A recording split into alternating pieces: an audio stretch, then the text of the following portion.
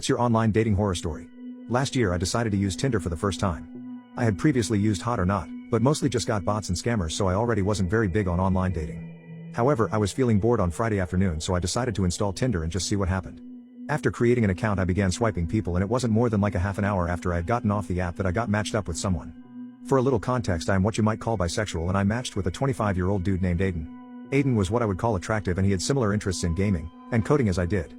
I decided to go and send him a message, but before I could even type a single letter he sent me a message.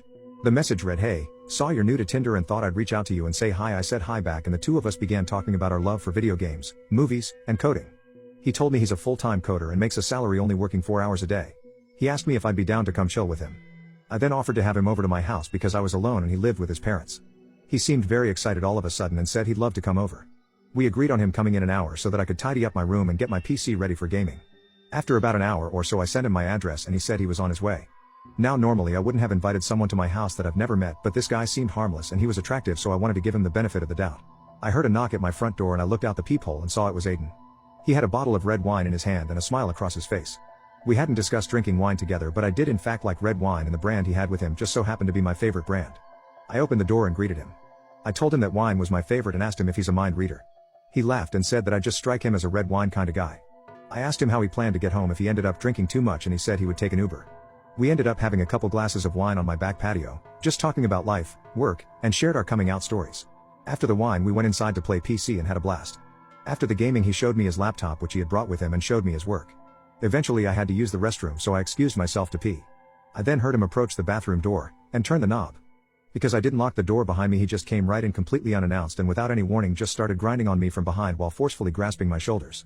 I shoved him off of me and just kind of jokingly said, "That's a bit intrusive." He just smiled at me and said, "I just wanted to see how'd you react." I left the bathroom and walked into the kitchen with him walking right behind me. I asked him if he wanted more wine or maybe some water. But before I could grab the water bottles from the fridge, this dude pushed himself up against me and groped my private parts while smiling at me super creepily. This time I was completely taken aback. I shoved him off me forcefully and yelled at him.